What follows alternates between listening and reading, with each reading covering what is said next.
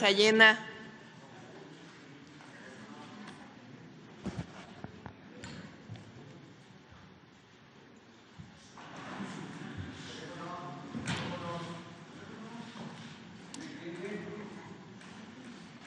Muy buenos días a todos, a todas. El día de hoy, primera mañanera del pueblo, en el segundo piso de la Cuarta Transformación, lo vamos a dedicar al 2 de octubre. 2 de octubre no se olvida. Hace 56 años, en la plaza de Tlatelolco, después de un movimiento estudiantil que lo que pedía era libertad, democracia, libertad de los presos políticos, fue perpetrada una de las mayores atrocidades que se vivió en México en la segunda mitad del siglo XX. Fue ordenado por el entonces presidente de la República, Díaz Ordaz, comandante en jefe de las Fuerzas Armadas, la represión contra estudiantes que en libertad y pidiendo diálogo público que había sido ofrecido, fueron asesinados, encarcelados. Y el día de hoy, como debe ser, primero le pedimos a Pablo Gómez, que es titular de la UIF, pero él fue preso estudiantil de 1968, que nos acompaña el día de hoy. Entonces, el día de hoy vamos a presentar un video primero de lo que fue el movimiento estudiantil de 1968, a quien nos ve a la distancia. Dura 11 minutos y lo que muestra es la historia del movimiento estudiantil de 1968. Y al final, el reconocimiento del entonces presidente Díaz Ordaz como el responsable de todo lo que ocurrió en ese 2 de octubre. Personalmente, para mí es una obligación el día de hoy. He dicho en otras ocasiones que soy hija del 68. Mi madre participó en ese movimiento estudiantil, era profesora del Instituto Politécnico Nacional. Ella participó durante todo el movimiento como profesora, ayudando a los estudiantes. Después fue expulsada del Politécnico Nacional por haber participado. Ella, además de cursar sus estudios de posgrado, era profesora, fue expulsada. Y nosotros, pues como hijos, yo tenía 6 años solamente, pero para nosotros en la familia pues fue algo que vivimos personalmente. Yo fui a visitar cuando tenía 7 años a Pablo y a otros presos a Lecumberri.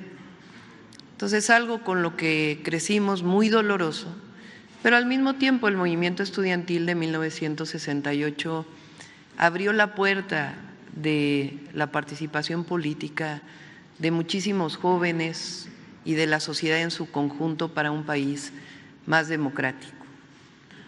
El triunfo de ese movimiento para mí pues fue el triunfo en 2018 con el presidente Andrés Manuel López Obrador, que recupera libertades, democracia y justicia para el pueblo de México. El día de hoy entonces presentaremos este video, después le pediremos a Pablo que participe, después leerá la consejera jurídica Ernestina Godoy un decreto que va a salir publicado el día de hoy en el Diario Oficial de la Federación, y después la secretaria de Gobernación, Rosa Isela Rodríguez, va a hacer una disculpa pública a nombre del Estado mexicano a todos los familiares que perdieron a alguien el 2 de octubre.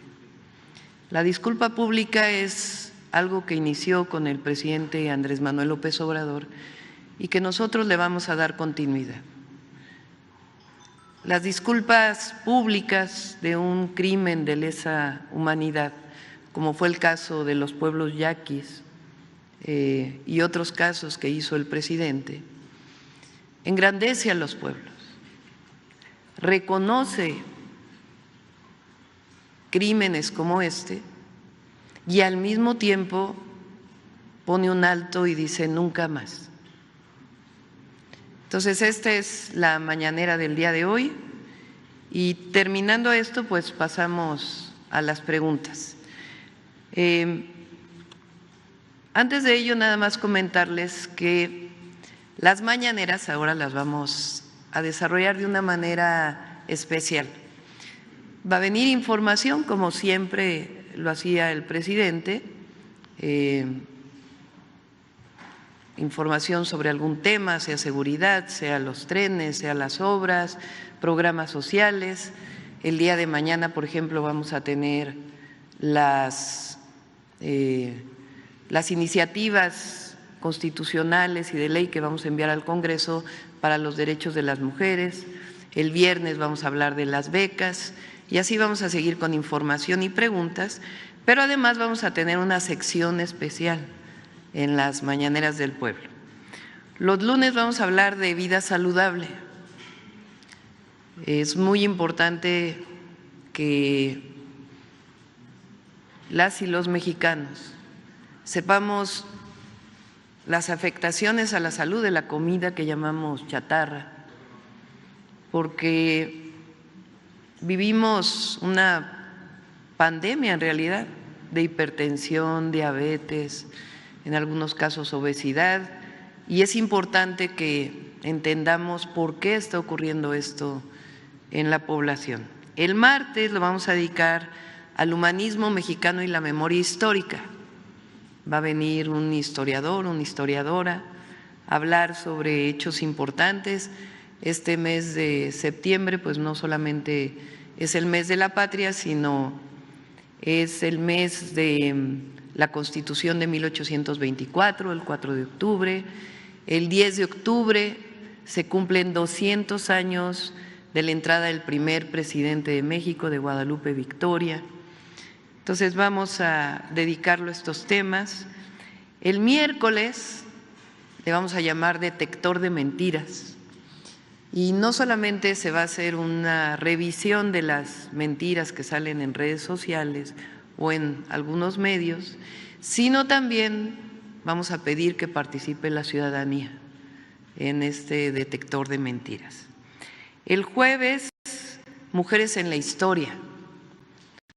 Vamos a hacer un reconocimiento de las mujeres que han participado en la historia de México y el viernes le llamamos Suave Paz, dedicado a también participación de la ciudadanía en hechos, en momentos que nos hacen sentir orgullosos y orgullosas de ser mexicanos, de ser mexicanas. Entonces, pues vamos a iniciar en este momento con el video del 2 de octubre. Gracias.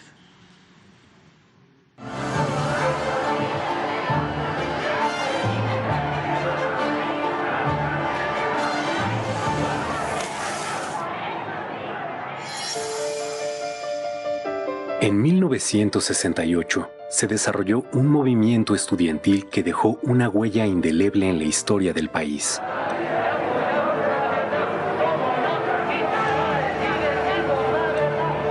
Lo que comenzó como una protesta juvenil contra los abusos de la policía capitalina se convirtió en la rebelión de una generación contra el autoritarismo del régimen. Decenas de miles de jóvenes estudiantes se manifestaron pacíficamente en defensa de las libertades civiles y la democracia. Al justo reclamo se sumaron maestros y sectores populares. El gobierno de Gustavo Díaz Ordaz vio en el desafío estudiantil una conjura comunista y ordenó la represión que culminó con la matanza del 2 de octubre de 1968 en Tlatelolco.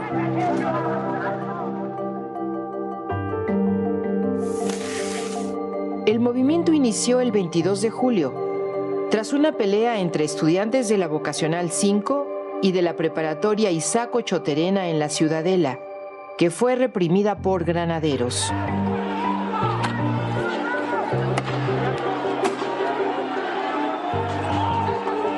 El 26 de julio, dos manifestaciones en el centro de la Ciudad de México, una de protesta contra la represión y otra conmemorando la Revolución Cubana, también fueron reprimidas por la policía. Ante la respuesta autoritaria, la protesta estudiantil se extendió. Escuelas de la UNAM y del Politécnico se declararon en paro. Después lo harían escuelas privadas y universidades de varios estados.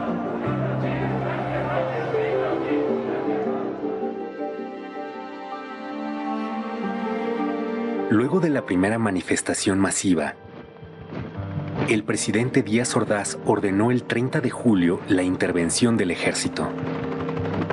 De un bazucazo, soldados destruyeron la puerta histórica de la Preparatoria 1 y tomaron violentamente el edificio, deteniendo a decenas de estudiantes y maestros.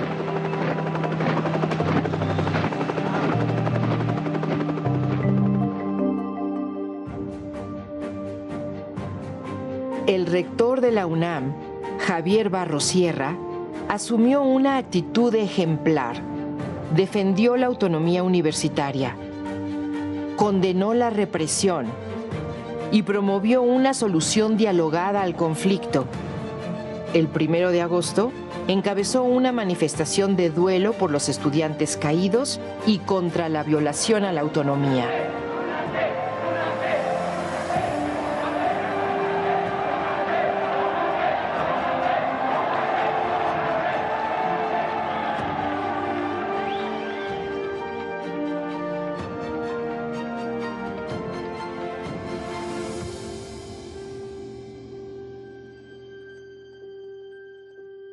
En los primeros días de agosto, los estudiantes formaron el Consejo Nacional de Huelga, con representantes de escuelas de la UNAM y el IPN. El CNH dio a conocer el pliego petitorio del movimiento. Libertad a los presos políticos. Derogación del delito de disolución social del Código Penal. Indemnización para los familiares de muertos y heridos. Desaparición del cuerpo de granaderos y destitución del jefe de la policía. Los estudiantes demostraron una enorme creatividad. Las brigadas se multiplicaron por calles, mercados, jardines, plazas públicas y generaron una enorme simpatía entre la población.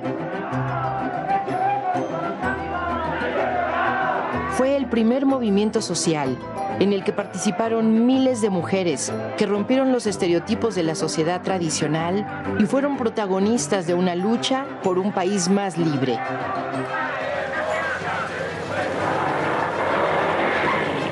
El movimiento creció. A la manifestación del 13 de agosto asistieron más de 150,000 personas.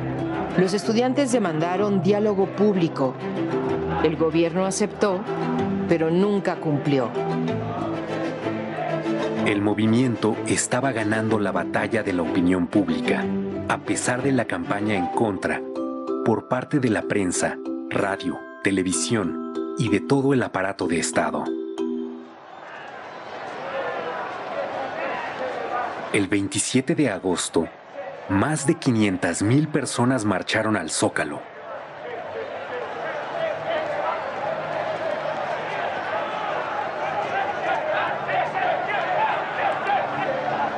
El 1 de septiembre, con el aval del Congreso, el presidente Díaz Ordaz anunció que tomaría medidas para imponer el orden. En respuesta, los estudiantes realizaron una marcha del silencio.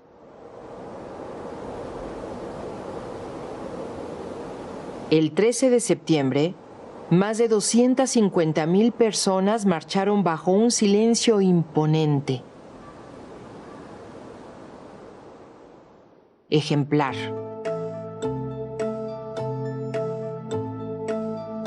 El gobierno canceló toda negociación y decidió optar por la fuerza para acabar con el conflicto.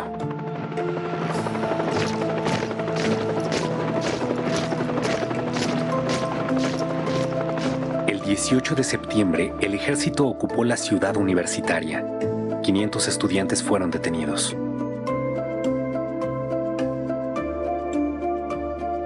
El 23 de septiembre se tomó violentamente el casco de Santo Tomás y la vocacional 7 de Tlatelolco, venciendo la tenaz resistencia estudiantil.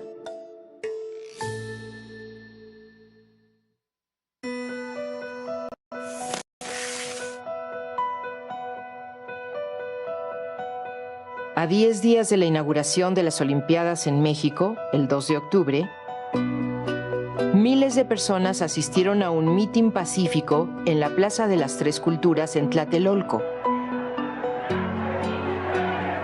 Por la mañana, representantes estudiantiles se reunieron con una comisión del gobierno. Se esperaba el inicio de una solución negociada.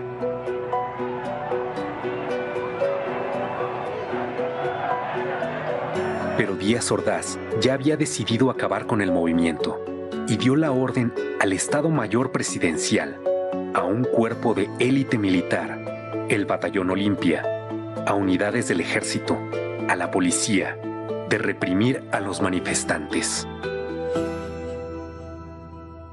Desde horas antes, francotiradores oficiales se apostaron en los edificios que rodeaban la plaza.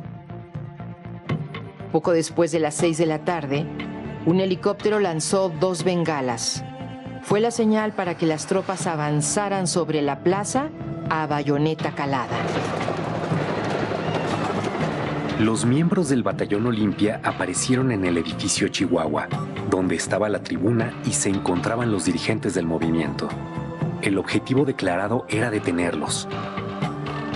Sin embargo, otro grupo del Batallón Olimpia disparó desde las alturas contra sus propios compañeros, contra los militares y civiles que ocupaban la plaza.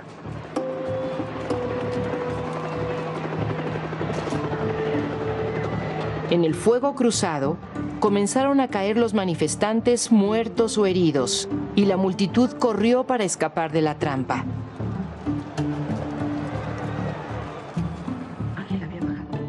Fue una sangrienta masacre en la que murieron estudiantes y población civil, incluidos niños que asistieron al mitin. La versión oficial reconoció 38 civiles muertos, un niño y 4 soldados, y culpó a los estudiantes de provocar la violencia. El periódico inglés The Guardian realizó una investigación y publicó que 325 personas fueron asesinadas ese día. Los heridos se contaron por centenares y por miles los detenidos, muchos de ellos torturados. Los líderes del Consejo Nacional de Huelga fueron recluidos en la cárcel de Lecumberri y el Poder Judicial los juzgó como terroristas. El 2 de octubre se cometió un crimen de Estado contra los estudiantes y el presidente Gustavo Díaz Ordaz asumió toda la responsabilidad. Asumo íntegramente la responsabilidad personal, ética, social, jurídica, política e histórica por las decisiones del gobierno en relación con los sucesos del año pasado.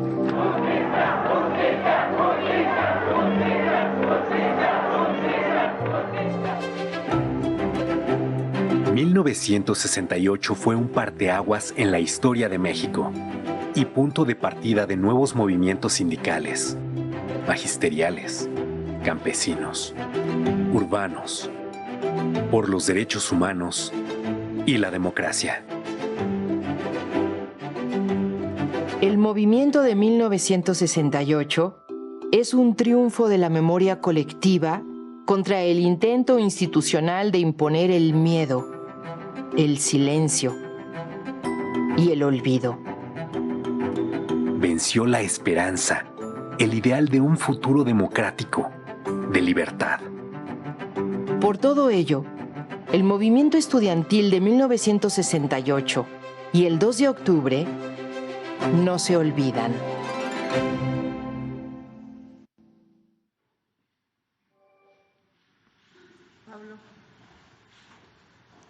Este documento es principalmente para las y los jóvenes, porque son 56 años del movimiento estudiantil y del 2 de octubre. Adelante, Pablo.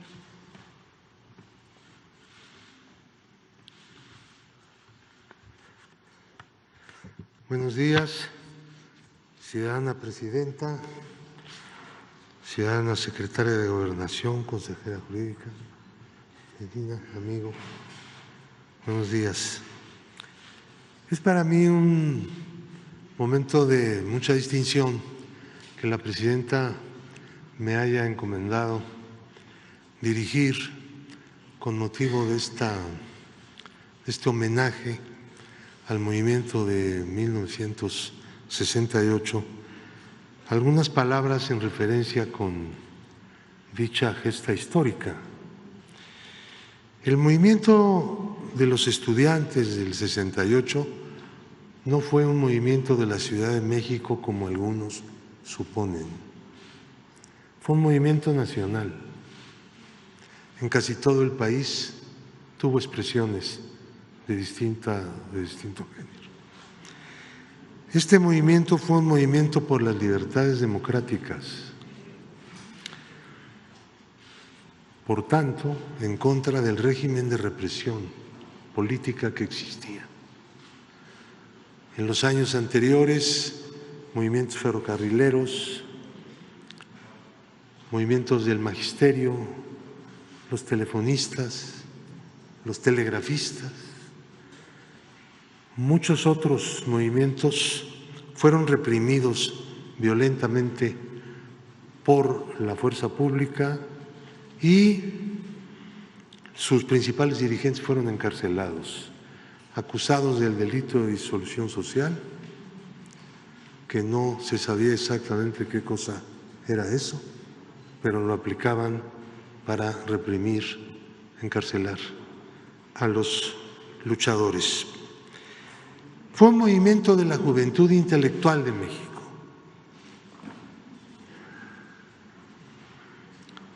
Se levantó esta contra el estado de represión, reivindicando las libertades democráticas.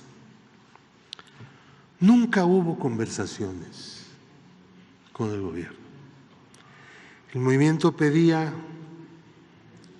diálogo público, porque la tradición de contubernios entre líderes de movimientos y los gobernantes pues era muy fuerte, y para ventilar el asunto público, el asunto nacional, que era el de conquistar las libertades democráticas para todos, pues tenía que ser igualmente público.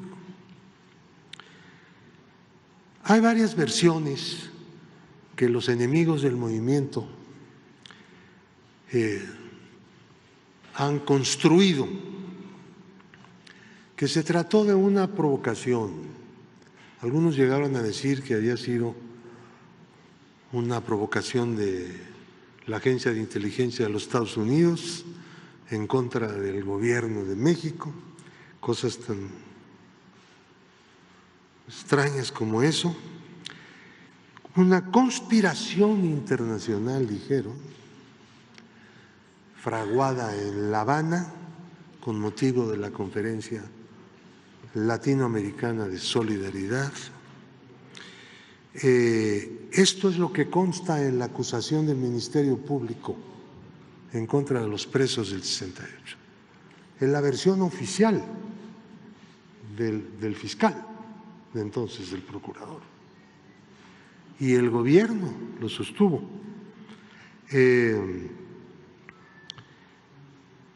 Hay quien ha llegado a decir desde sedes de la más alta judicatura del país que el gobierno estaba convencido de la existencia de ese plan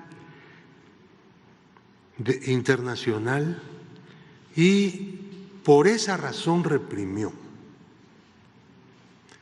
El gobierno no estaba convencido de ningún plan internacional, de ninguna conspiración, no solo porque no existía, sino porque el gobierno era quien más información tenía procedente de todas partes y había espías del gobierno por todas partes. Otros han dicho que era una manipulación de políticos con vistas a una sucesión presidencial que vendría años después. Los enemigos del 68 eran los que no son demócratas, los que se oponían al ejercicio de las libertades democráticas,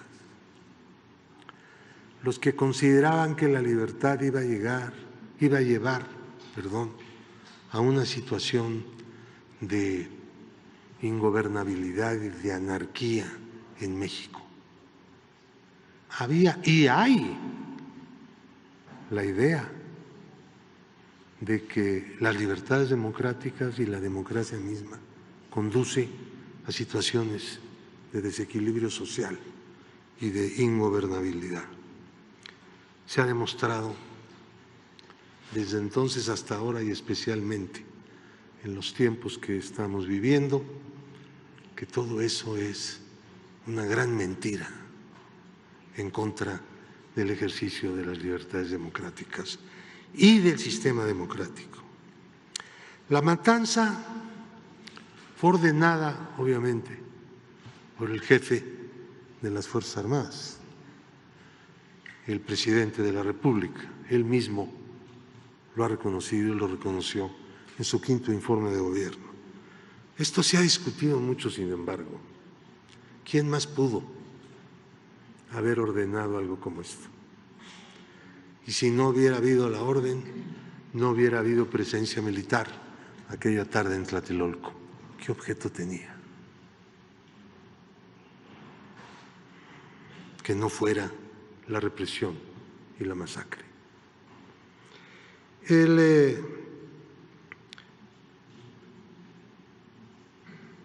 El otro asunto es el de los procesos penales. Quienes fuimos acusados de la matanza, de los muertos, de los heridos, fuimos los presos políticos del 78. Las víctimas, parte de ellas, aparecían como victimarios de sus propios compañeros. De ese tamaño era la perversidad del poder político de entonces. De ese tamaño. El Poder Judicial, a través de un tribunal, nos sentenció a 16 años de prisión. Finalmente se concedió por parte del Congreso una amnistía y podríamos terminar diciendo la vigencia del movimiento estudiantil de 1968 ha sido en estos 56 años totalmente vigente. Muchos recogieron el mensaje y el objetivo del movimiento, las libertades democráticas. Parte de quienes recogieron y han venido recogiendo desde entonces ese mensaje, esa práctica, esa rebeldía, esa lucha, es la Cuarta Transformación, es la fuerza política mayoritaria del país. Porque la cuarta T proviene en gran medida del mensaje, de la acción de la práctica y de la continuidad del movimiento estudiantil de 1968, que estará no solo como parte de la historia formal, sino también continuará en la memoria de las siguientes generaciones de mexicanas y mexicanos. Muchas gracias.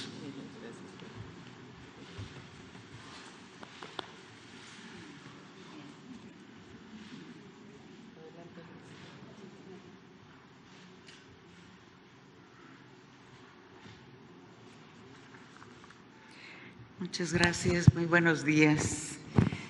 Con su permiso, Presidenta.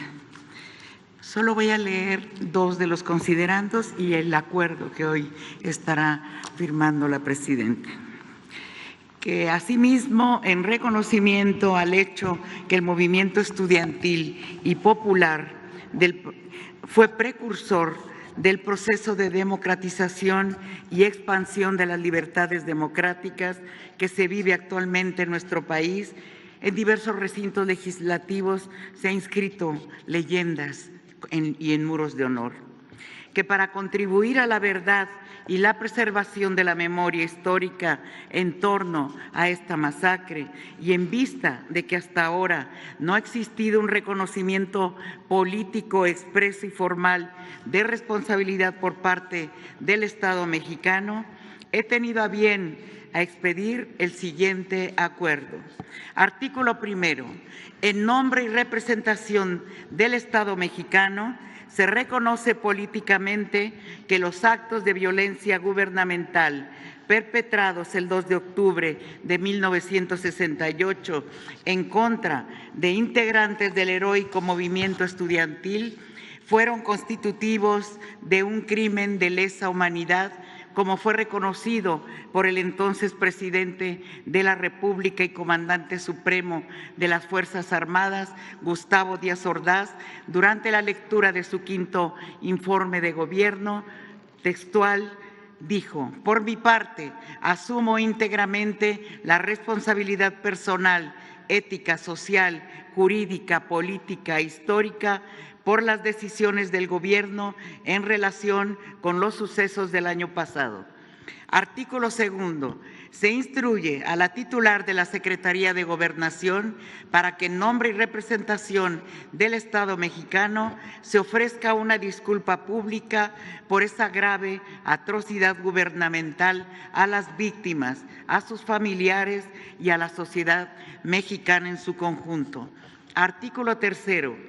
En nombre y representación del Estado mexicano, el Ejecutivo Federal a mi cargo se compromete a garantizar la no repetición de atrocidades como a las que se refiere el presente acuerdo, actos de represión, actos de privación ilegal de la libertad, uso de las Fuerzas Armadas contra la población, utilización de cárceles clandestinas, torturas u otros tratos crueles, inhumanos o degradantes, o a la anuencia del Estado para destruir o exterminar a un grupo de la población mexicana. Artículo cuarto. Quedan a salvo los derechos que legalmente les asisten a las víctimas y a sus familiares. Artículo quinto.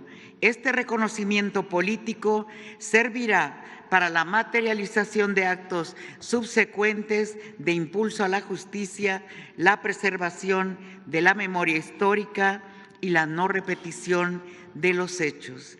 Artículo sexto.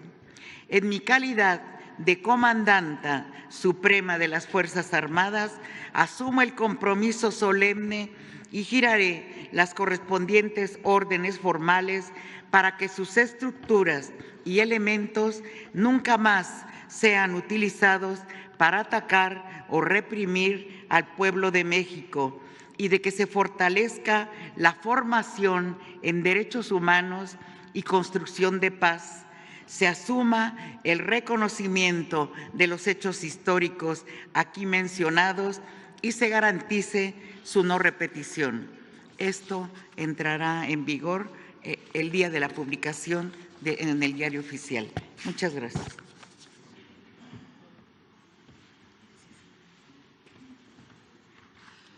Con su permiso, Presidenta. Muy buenos días a todas y todos. En cumplimiento a la instrucción de la Presidenta de la República, Claudia Sheinbaum Pardo, y con la convicción de la responsabilidad histórica que han otorgado a este gobierno millones de mexicanas y mexicanos, me dirijo a ustedes para pronunciarnos en nombre del Estado mexicano por los actos de violencia cometidos el 2 de octubre de 1968. Este crimen de lesa humanidad fue ideado, ejecutado y encubierto desde la más alta autoridad del poder público, y su responsabilidad principal recayó en el entonces presidente de la República, Gustavo Díaz Ordaz. Se trató de un reprobable acto de represión estudiantil y social que tuvo como consecuencia decenas de muertos, heridos, detenidos extrajudicialmente y torturados. Con la masacre de Tlatelolco se dejó ver el agotamiento del Estado represor, vertical y autoritario que usó la fuerza de sus instituciones en contra del pueblo.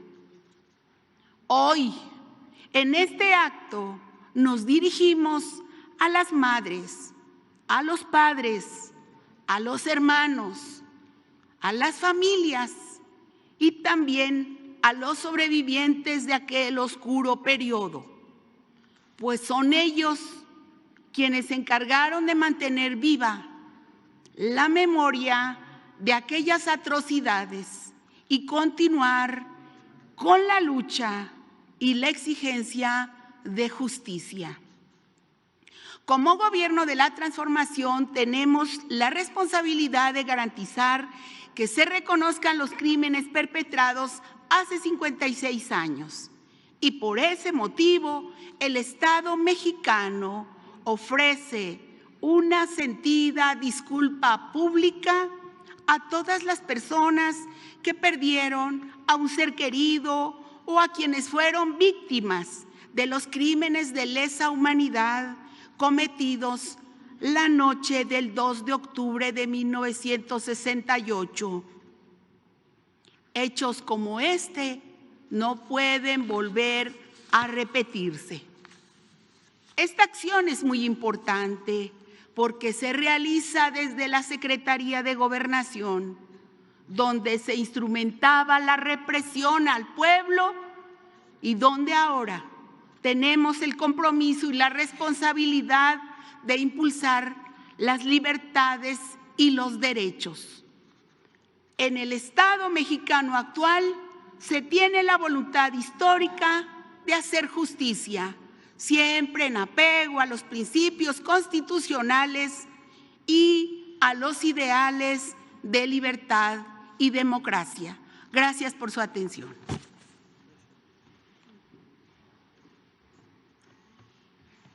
Pues es así, este decreto va a salir publicado el día de hoy en el Diario Oficial de la Federación y sea pues esta disculpa pública en nombre del Estado mexicano. Pasamos a las preguntas, muchas manos. ¿Cómo está el asunto aquí? A ver, acá primero.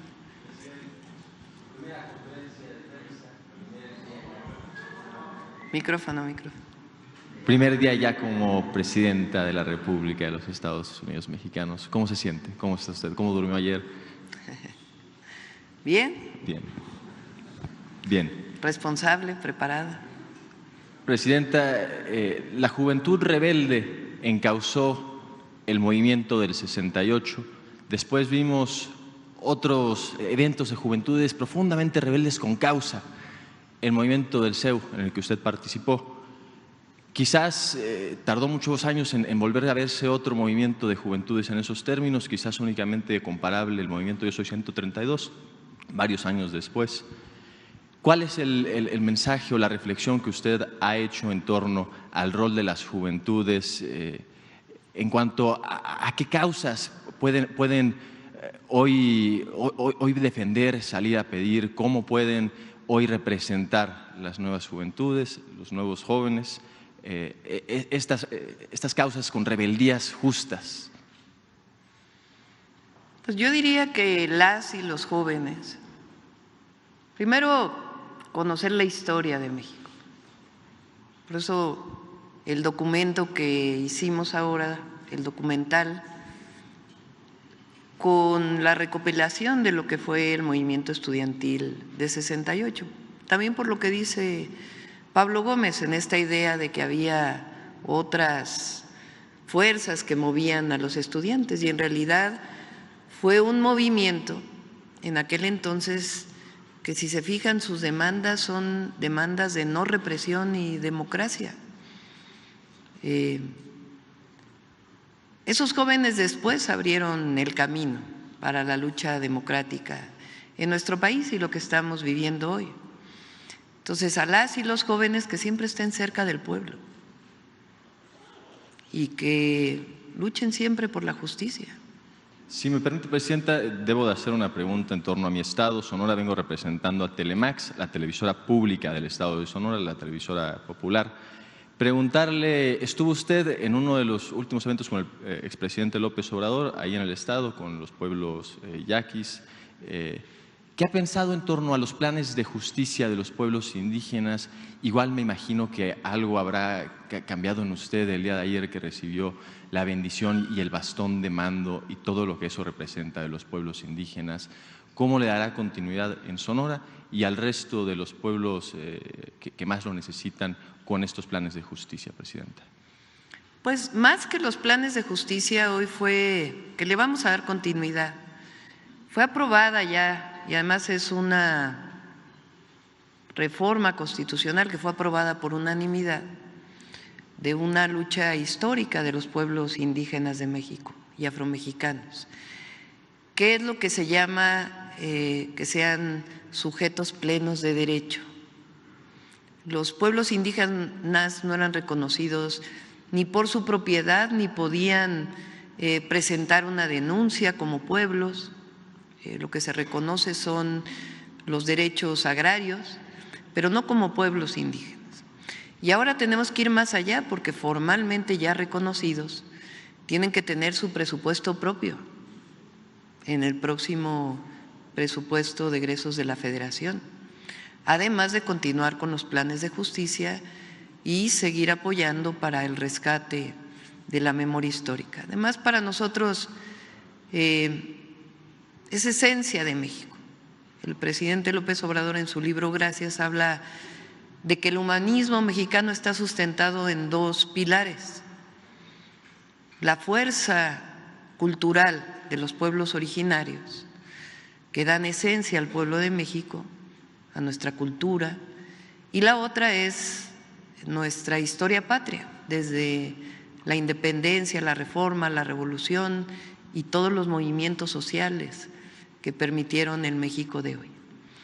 Entonces vamos a ir más allá de los planes de justicia, porque pues tiene que llevarse a los hechos la reforma constitucional. Y Presidenta, por último, porque usted ha sido muy rápida con sus preguntas, si me permite la imprudencia de preguntarle en otra ocasión, sería, no me perdonaría a mí mismo si soy el primero en preguntar en estas nuevas mañaneras del pueblo y no le pregunto acerca del Plan Sonora, el gran plan de industrialización de mi estado.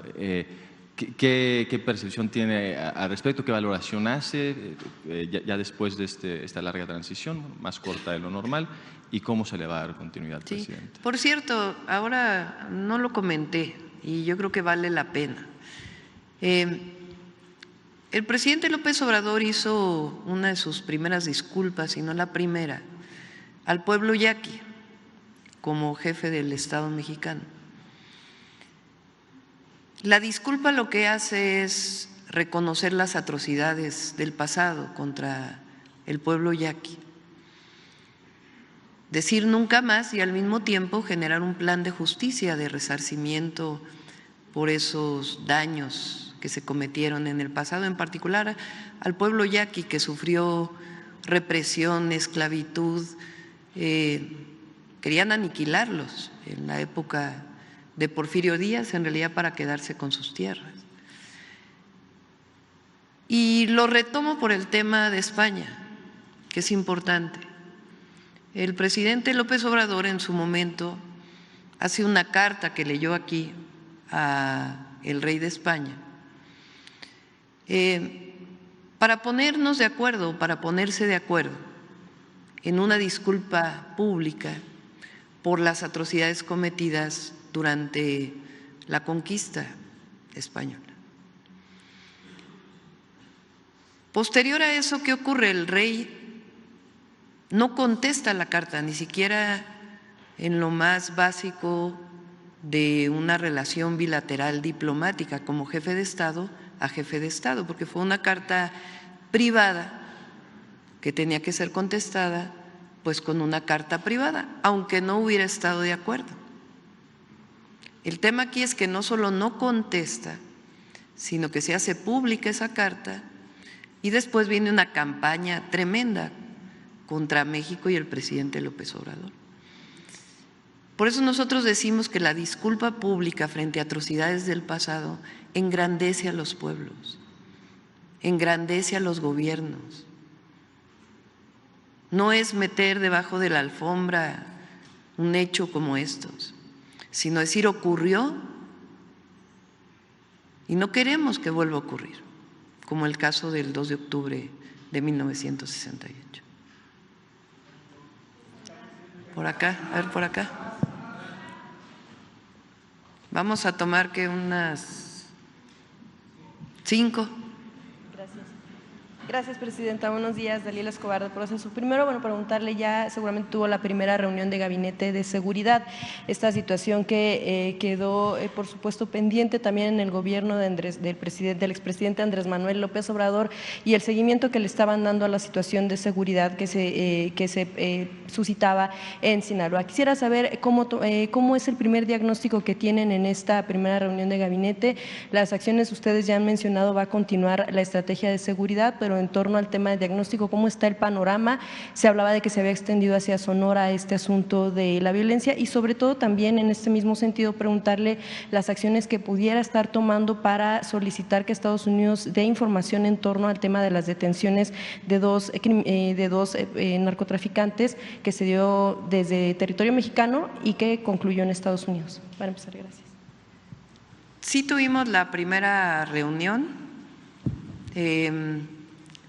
Por cierto, Sinaloa no aparece entre los 5 estados de más número de homicidios. El primero sigue siendo Guanajuato. Estaba Chihuahua, Estado de México, pero el máximo, Guanajuato, de nuevo. ¿Qué vamos a hacer nosotros? Primero, dar seguimiento a estas reuniones de las 6 de la mañana. El día de hoy yo solicité al fiscal general de justicia que nos enviara una persona que pudiera estar en el gabinete de seguridad para coordinarnos. La fiscalía es autónoma, pero como lo manifesté desde su momento en la campaña, como lo hacíamos en el gobierno de la ciudad cuando Ernestina Godoy era fiscal, ella participaba en los gabinetes y ayudó mucho en la coordinación. Entonces, el día de hoy ya llegó un fiscal a nombre del fiscal Gertz Manero como parte de la coordinación que vamos a establecer. Eso es algo importante. Y también pues el análisis de dónde están los homicidios y un programa que estamos desarrollando para los municipios que en este momento tienen mayor número de homicidios. El día 8, si mal no me acuerdo, creo que es 8, el martes, ¿no?, de la próxima semana, vamos a presentar el Plan Nacional de Seguridad. Son algunas iniciativas que vamos a enviar, sobre todo para fortalecer la inteligencia y la investigación. Nuestra estrategia consiste en 4 ejes. Es atención a las causas, vamos a seguir trabajando con las y los jóvenes, con Jóvenes Construyendo el Futuro, con más número de preparatorias y universidades, y también con un programa especial desde la Secretaría de Seguridad Ciudadana que llamamos Jóvenes Unen a México o Uniendo a México. Es un programa que lo desarrollaban antes, pero que ahora le vamos a dar más focalización, que es justamente en estos municipios de mayor índice delictivo, para atender a las familias de una manera integral. Y particularmente a los jóvenes, para incorporarlos a Jóvenes Construyendo el Futuro, a la escuela, a que no se involucren con los grupos delictivos. El segundo es la consolidación de la Guardia Nacional.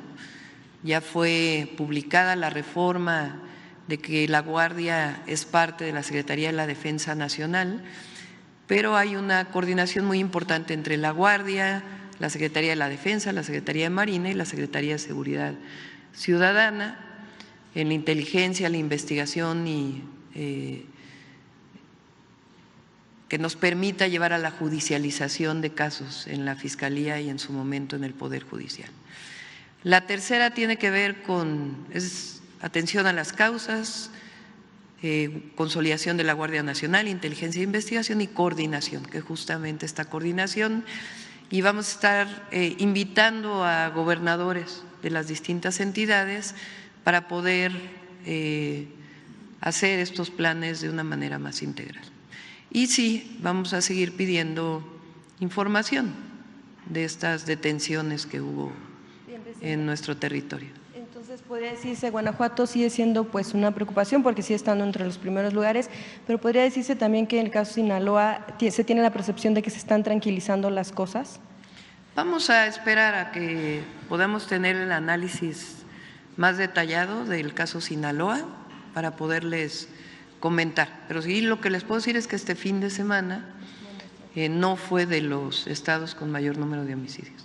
Bien, Presidenta, en otro tema, bueno, ayer veíamos ya a la primera presidenta de México, también veíamos ahí en la Cámara de Diputados a una mujer presidenta de la mesa directiva del Congreso y a una mujer también presidenta en el caso del Poder Judicial. Quisiera preguntarle, por un lado, cómo se va a definir la relación que se tendrá con los dos poderes del Estado. Al mando están mujeres en específico y en especial, y también este tema de, bueno, seguramente la insistencia en torno a cómo se observa que se podrá ir desahogando la aplicación de la reforma judicial, que pues ya es un hecho, pero que pudiera tener a lo mejor algunas trabas por recursos legales que se estén presentando, sobre todo por la interpretación que pueda tener el INE en esta organización. Y bueno, también aprovechando preguntar cómo recibe la relación que se tiene con Estados Unidos, si bien diplomáticamente pues pudiera ser estable, comercialmente lo es, porque son los principales, México es principal socio, pero sobre todo en las presiones que se están teniendo en torno a, en un principio, bueno, más que presiones, opiniones en torno a la reforma del Poder Judicial, pero también en torno a otros temas que se tienen que resolver y que están enmarcados en el tratado comercial. Bueno, sobre el Poder Judicial, pues ya conocen nuestra posición. Y además ya hubo una aprobación de la reforma al Poder Judicial. Siguen en paro los jueces y algunos trabajadores que, por cierto, aprovecho nuevamente, en la Constitución, en la reforma constitucional, quedan salvaguardados todos los derechos laborales, los salarios de los servidores públicos del Poder Judicial. No hay razón para que estén en paro, ninguna. Porque cuando están en paro el Poder Judicial, también hay que decirlo, las órdenes de aprehensión para un delincuente pues vienen del Poder Judicial. Entonces, ¿cómo en paro? Y además cobrando sus salarios. Entonces nosotros no estamos de acuerdo, respetamos evidentemente, pero no estamos de acuerdo con ello. Y ahora pues nos va a tocar pues el proceso de la reforma al Poder Judicial. El 15 de octubre si mal no me equivoco, sale ya la convocatoria por parte del Senado para ya, a unos días, para la inscripción de todos los que quieran participar como jueces, como magistrados, como ministros, ministras de la Suprema Corte de Justicia de la Nación. Inicia el proceso y ya pues le pediré aquí a la Secretaría de Gobernación estar en contacto con el Instituto Nacional Electoral, pues para todo este proceso y con también con el presidente del Senado y el coordinador de la Jucopo para esta convocatoria que se abre ya el 15 de octubre. Y la relación pues es de respeto, siempre ha sido de respeto, pero ustedes saben que no estamos de acuerdo con la manera en que se condujo el Poder Judicial y además estamos de acuerdo, como lo dije ayer en el discurso, es para el bien de todos y todas sanear el Poder Judicial en México. Es falso esta idea de que, como dijo ahí Calderón en una conferencia que tuvo en España, de que viene el autoritarismo. No, es la elección de los jueces, ministros, magistrados, por el pueblo de México. Y eso va a ser muy bueno para el país, muy bueno. Todos los que ahora… Digo, claro, hay quien tiene sus intereses ahí, pero quien legítimamente puede estar en contra, yo estoy convencida que se van a dar cuenta que es la mejor decisión que haya tomado el pueblo de México. Lo del TEMEC nada más. ¿Lo de qué, perdón? Las presiones por el TEMEC, las presiones en Estados Unidos por los… Pues para mí no hay presiones, pues México es un país libre, soberano, independiente. Y nos coordinamos, más no nos subordinamos, como lo dije ayer. A ver, ahora vamos a darle un histórico aquí a Carlitos, que digo porque él viene desde la campaña en la Ciudad de México, cubriendo el… Buenos días a todas y todos. Doctora, ahorita que hablaba de la Carta de España, ¿cuál es la situación actual de la relación diplomática con España, entre México y España, doctora? Es buena, no tiene por qué cambiar. Pero vamos a defender siempre la posición y con España tenemos relaciones comerciales, de turismo, turísticas, culturales. A México y España le une de manera muy importante el exilio que hubo de la República.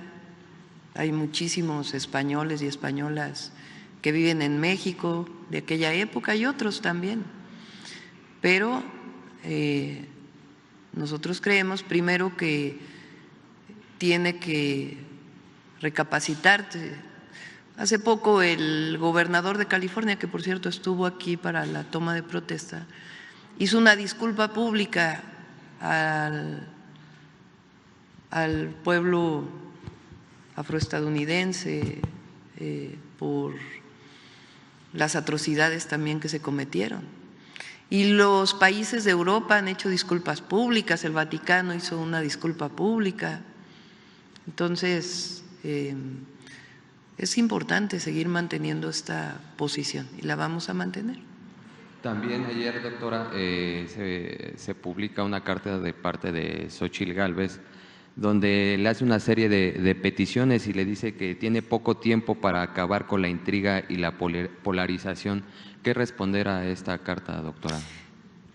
Me acordé ahorita, a ver si hay por ahí una encuesta que sacó el Universal hace poco de Buen Día, para que vean cuánta polarización hay, de cuando deja el gobierno el presidente López Obrador.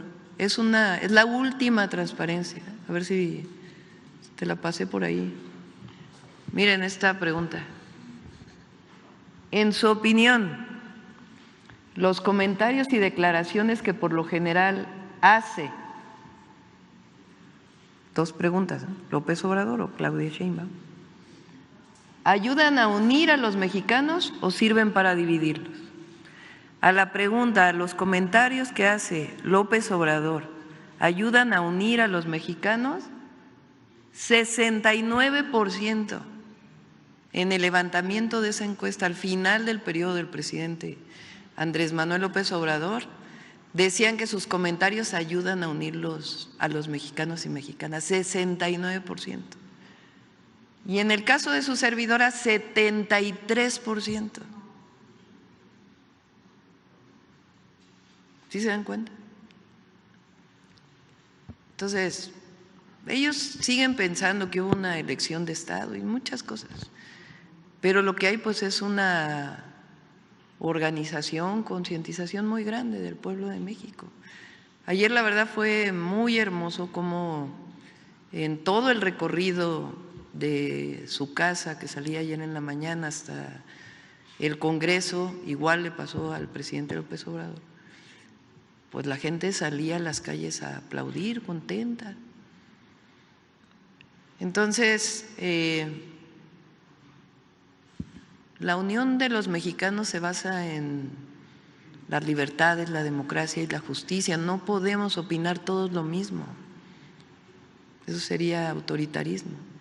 Entonces se respetan las opiniones, las manifestaciones, todo lo que se haga de cualquier persona en nuestro país, pero hay una gran mayoría que dijo en su momento y que quiere que continúe la transformación a nuestro estilo propio, obviamente, y con los énfasis que vamos a dar, pero evidentemente pues continúa la transformación y vamos a lograr la paz y la seguridad en México. Por último, Presidenta, ayer en redes sociales retomaron una foto del saludo con el senador Manuel Velasco. ¿Qué responder? ¿Qué fue lo que pasó ahí, doctora?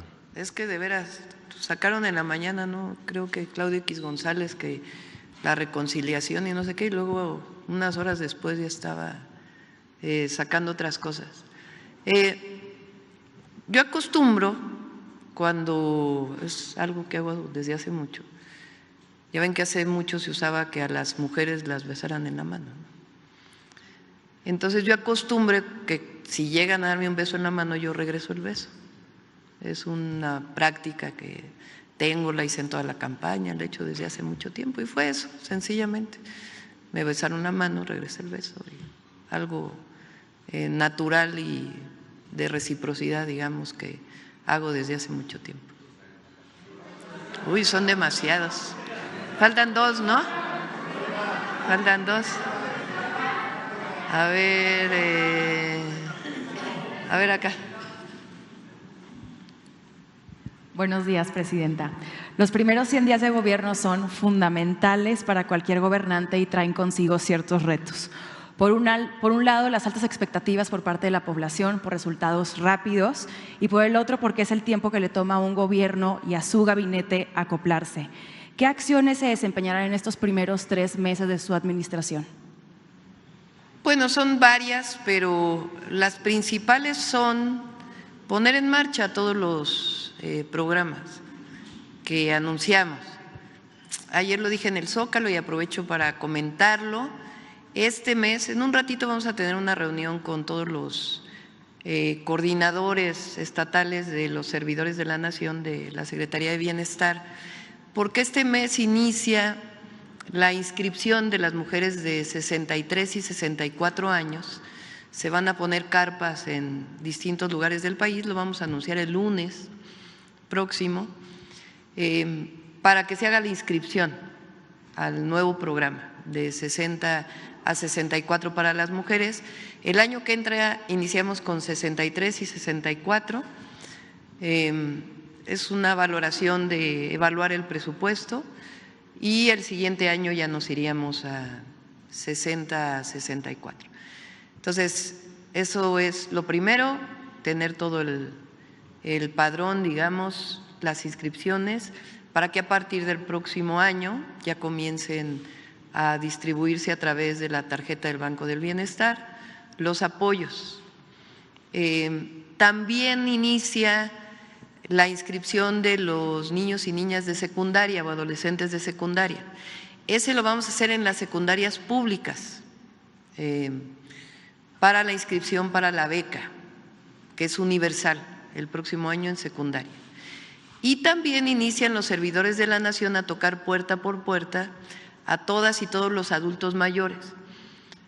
Con su anuencia, evidentemente no es obligatorio, pero con su anuencia van a hacer un cuestionario que fue desarrollado por la Secretaría de Salud y por el IMSS para preguntarles cuáles son sus enfermedades, cuáles son los medicamentos que utilizan, para que en enero podamos ya contratar enfermeras, enfermeros, médicos, médicas para ya iniciar el programa de visitas médicas casa por casa para las y los adultos mayores.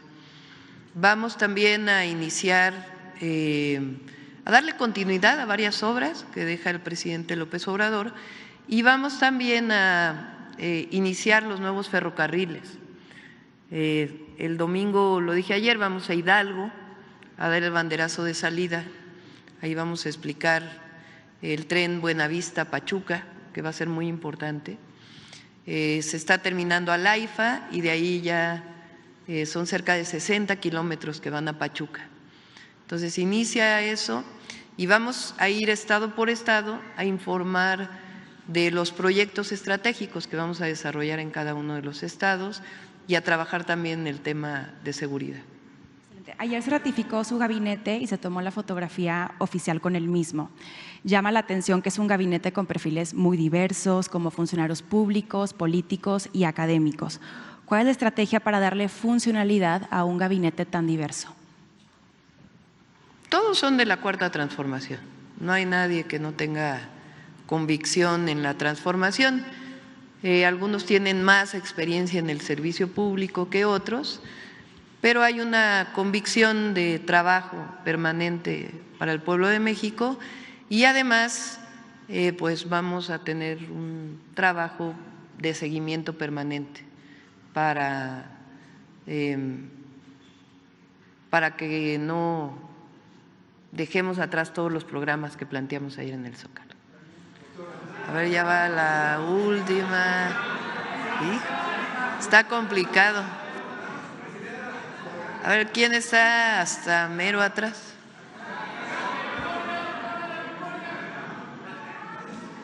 A ver cómo fuimos de mujeres y hombres, mitad y mitad, ¿verdad? Creo que más mujeres, ¿verdad? ¿Sí? A ver, allá atrás. A ver, sin censura. Sandra Aguilar, doctora, muy buenos días de Grupo Informativo. Primero preguntarle en su primera gira que va a tener en las próximas horas a Acapulco, preguntarle si tiene un plan planeado para poder atender esta contingencia. Perdón, estoy un poco nerviosa. Y preguntarle quién le va a acompañar en esta gira de su gabinete. Vamos a ir en auto. Termina la reunión de bienestar y me voy en vehículo a Acapulco. Estamos ya viendo el regreso, si regreso en avión, pero de ida vamos a ir en auto y nos vamos a reunir a las 4 de la tarde con la gobernadora, presidentes municipales, no solo la presidenta municipal de Acapulco, sino presidentes municipales donde hay afectaciones o donde hubo afectaciones, y una buena parte del gabinete para poder establecer, pues hay que iniciar un censo nuevamente, digo nuevamente porque con Otis se hizo un censo de las personas damnificadas y pues comenzar a dar los apoyos necesarios y al mismo tiempo pues el programa de recuperación económica de Acapulco. Michoacán, también va el gobernador de Michoacán. Ok, preguntarle, ya que menciona su gabinete, ¿habrá algún anuncio de su gabinete ampliado en esta semana? Sí, vamos a seguir anunciando todavía subsecretarios, subsecretarias del gobierno. Y bueno, finalmente estuvo con los mandatarios de muchas naciones, evidentemente también estuvo la presencia de algunas mujeres, como la esposa del presidente de los Estados Unidos. En ese sentido, preguntarle algún mensaje, algún consejo que haya recibido por parte de ella, sería todo de mi parte. Pues fueron reuniones breves realmente, pero México tiene mucho reconocimiento en todo el mundo. Y con la doctora Jill Biden, esposa del presidente de Estados Unidos, es una mujer muy agradable, una muy buena persona, y hablamos más que de la relación México-Estados Unidos, de algunos otros temas. Ella es educadora desde hace muchos años, tiene 40 años siendo maestra, me comentó le llaman allá Community College, y hablamos mucho sobre la importancia de la educación. No hablamos, digamos, sobre la relación México-Estados Unidos en particular. Y con los demás países también muy buena relación. Tengo la invitación para ir al G20 en noviembre por parte del presidente Lula. Estamos evaluando si vamos a ir o no.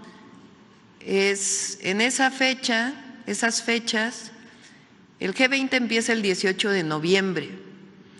Después, el primer ministro de Alemania habló conmigo hace como un mes. Tiene intención de venir con empresarias alemanes a una reunión. Entonces vamos a tener una reunión, lo vamos a recibir en México. Y el 20 de noviembre pues es el aniversario de la Revolución Mexicana. Entonces estamos viendo a ver si nos da tiempo de ir un momento y después las otras reuniones. Estamos todavía evaluándolo, pero muy buena relación. Ahora sí, la última. Vicente Serrano. Es la primera mañanera, todavía nos faltan 6 años, espero, después de la revocación de mandato. Presidenta, Vicente Serrano, conductor de Sin Censura, muchas gracias por continuar con este ejercicio de apertura. Déjeme hacer referencia al nunca más y a esto que se reconoce el día de hoy. Y se lo planteo de esta manera porque muchos no estuvimos de acuerdo y se lo mencionamos al expresidente Andrés Manuel López Obrador con el perdón sí, olvido no. ¿Usted qué piensa que deba o qué le dice a la gente que espera o que votó al juicio a los expresidentes, que espera que en algún momento sean sentados en el banquillo, que se haga justicia para México, cuando tenemos información, por ejemplo, denuncias que ha hecho, solo como ejemplo, el abogado César Gutiérrez Priego en relación a Zedillo y la relación de la familia con el narcotráfico, con un Genaro García Luna que está a punto de ser sentenciado y la posibilidad de que Felipe Calderón haya estado relacionado a estos enjuagues con el crimen organizado cuando ellos gobernaron. Recuerdo, porque está Pablo Gómez, a quien saludo con mucho respeto, que hay una investigación también, un archivo, una carpeta sobre dineros en relación al expresidente Enrique Peña Nieto. ¿Qué le dice, Presidenta, a aquellos que nos quedamos con ganas de justicia a través de esta consulta que resultó no vinculante? En este gobierno, ¿cuál será esa relación hacia el pasado y lo que se pueda rescatar para hacer justicia, Presidenta? Nosotros no vamos a entrar en eso. Además, ni nos corresponde, le correspondería en todo caso a la Fiscalía y al Poder Judicial, no le corresponde al Ejecutivo. Yo pienso que, así como dije ayer, que hace 19 años que el presidente López Obrador fue desaforado en el Congreso de la Unión y él en su discurso dijo: solo falta que a ustedes y a mí nos juzgue la historia. Y el pueblo de México juzgó al presidente López Obrador y la historia también, desde mi perspectiva como el mejor presidente de México, y lo sustento en que es el presidente que ha salido con mayor reconocimiento. Por supuesto que la histórica lucha de Benito Juárez, lo que significó Madero, el propio presidente Lázaro Cárdenas, pero ninguno de ellos, Madero además fue asesinado, sale con la fuerza del presidente Andrés Manuel López Obrador, el reconocimiento de su pueblo. Eso es más valioso que muchas otras cosas. Entonces, en el caso de los expresidentes, nosotros no vamos desde el gobierno a señalaremos en lo que no estamos de acuerdo. Como ayer que dije, si hubiéramos querido que el Poder Judicial estuviera al servicio de la presidenta, pues hubiéramos hecho una reforma como la de Zedillo. Entonces es importante seguir manteniendo, pero de nuestra parte no va a haber ninguna denuncia. ¿Y qué le dice a la gente que sigue esperando eso, justicia, que insiste en este juicio a los expresidentes? Pues que la historia juzga a las personas, la historia los juzga. Presidenta. Y muchos de ellos están juzgados por el pueblo de México. Presidenta, por convicción y por experiencia propia, el tema migrante siempre ha estado presente en nuestras coberturas. Y en este primer día, ¿cuál es el mensaje a los paisanos que decente y honestamente se ganan la vida más allá de nuestras fronteras? Usted tiene una experiencia que, con mucho respeto lo digo, el expresidente no tenía. Haber vivido, haber estado allá, convivir con esta comunidad pujante. Se lo pregunto porque habrá espacio para que aquellos que aún no han entendido la cuarta transformación en embajadas y consulados reciban el mensaje hoy de la presidenta de México. Primero, nuestro cariño, reconocimiento, apoyo, todo a las y los mexicanos que viven en el exterior y particularmente en Estados Unidos. No solamente el agradecimiento por el apoyo que le brindan a sus familias, a México, todos los meses o cuando envían sus remesas, sino porque son héroes y heroínas que salieron de nuestro país buscando un futuro que no podían encontrar en México y que siguen cercanos a México siempre. Entonces, nuestro agradecimiento, reconocimiento. Y ayer lo dije en el Zócalo, yo le pedí a Juan Ramón de la Fuente, al doctor Juan Ramón de la Fuente, secretario de Relaciones Exteriores, que su prioridad sean las y los migrantes. Él personalmente va a hacer un programa para todos los consulados y él personalmente le va a dar seguimiento, no solamente en el trato que reciban nuestros hermanos y hermanas que viven allá, sino también en todos los trámites que normalmente hacen. Muchos de los trámites que se hacen desde los consulados son de registro civil y los registros civiles son de los estados, no es una atribución federal, sino estatal y de la Ciudad de México. Entonces tenemos que resolver ese problema de cómo hay relación con todos los estados de la República, sus registros civiles y otros servicios que dan para que sean eficientes esos servicios en los consulados y el trato en general en el apoyo jurídico y todo lo que requieran. Entonces, Juan Ramón tiene ese mandato que se lo comenté desde el primer día que lo invité a ser secretario de Relaciones Exteriores. Bueno, ya lo vamos a dejar hoy aquí. Ya mañana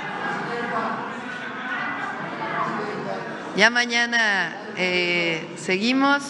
Ayúdenos a esto que hicimos el día de hoy, que para mí, para todo México, creo que es histórico. Este decreto que va a salir en el Diario Oficial y la disculpa pública por este crimen de lesa humanidad. Muchas gracias a todos y a todas. Gracias. Buenos días. Firmo el decreto.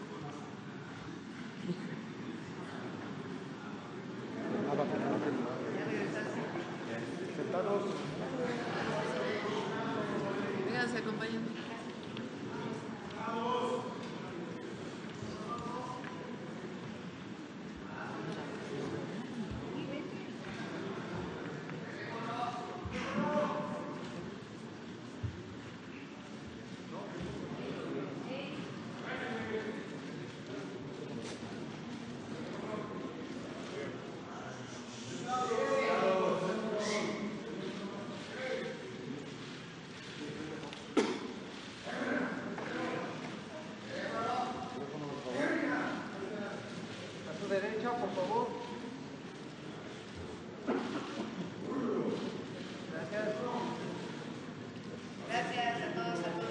Gracias.